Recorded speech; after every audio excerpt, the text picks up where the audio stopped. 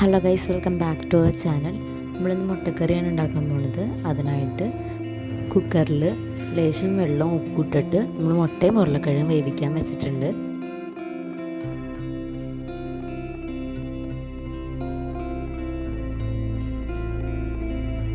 ഗ്രേവിക്കായിട്ട് നമ്മളിവിടെ 2 തക്കാളിയും 2 സവോളയും 4 പച്ചമുളകാണ് എടുത്തിരിക്കുന്നത്. നമുക്ക് കഴുകി വൃത്തിയാക്കി അരിഞ്ഞെടുക്കാം. ഗ്രേവി റെഡിയാക്കാനായിട്ട് നമ്മൾ ഒരു ചട്ടി എടുത്ത് ചട്ടിയിലേക്ക് വെളിച്ചെണ്ണ ഒഴിച്ചിട്ടുണ്ട്. വെളിച്ചെണ്ണ ചൂടായി വരുമ്പോൾ അതിലേക്ക് വേപ്പിലയും പച്ചമുളകും ചേർത്ത് കൊടുക്കാം.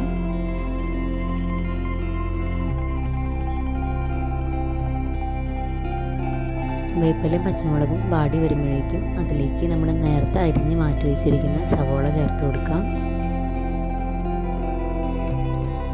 സവോള വാടി വരുന്നവരെ നന്നായിട്ട് ഇളക്കി കൊടുക്കാം. സവോള വഴറ്റണ സമയത്ത് ലേശം ഉപ്പ് ചേർത്ത് കൊടുക്കുകയാണെങ്കിൽ സവോള വേഗം വാടി കിട്ടും. 2 വെളുത്തുള്ളി അരിഞ്ഞതോടെ ചേർത്ത് കൊടുക്കാം.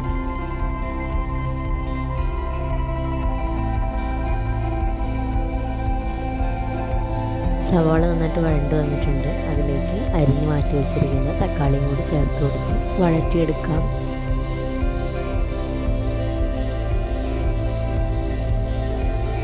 സവാളയും തക്കാളിയും വഴണ്ട് വന്നിട്ടുണ്ട്.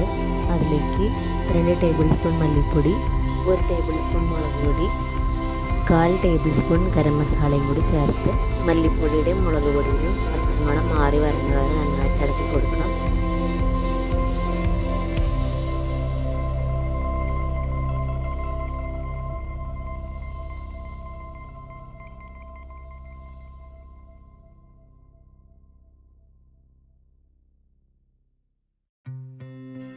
മല്ലിപ്പൊടിയുടെയും മുളക് പൊടിയുടെയും പച്ചമണമൊക്കെ മാറി വന്നിട്ടുണ്ട്. ഇനി നമുക്കതിലേക്ക് ആവശ്യത്തിന് വെള്ളം കൂടി ചേർത്ത് കൊടുക്കാം.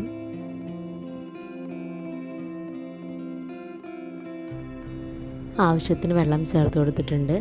വെള്ളം തിളച്ച് വരുമ്പോഴേക്കും നമ്മൾ നേരത്തെ വേവിച്ച് മാറ്റി വെച്ചിരിക്കുന്ന ഉരുളക്കിഴങ്ങിൻ്റെയും മുട്ടയുടെയും തൊലി കളഞ്ഞ് വൃത്തിയാക്കി എടുക്കാം. ഗ്രേവി തിളച്ച് വന്നിട്ടുണ്ട്.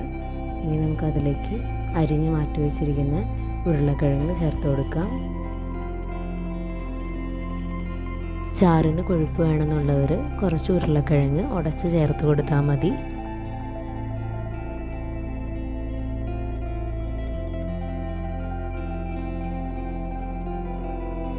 ഇനി നമുക്കിതിൻ്റെ മുകളിലേക്ക് മുട്ടയും കൂടി വെച്ച് കൊടുക്കാം. ഇതൊരു തിളച്ച് വരുന്നവരെ വെയിറ്റ് ചെയ്യാം.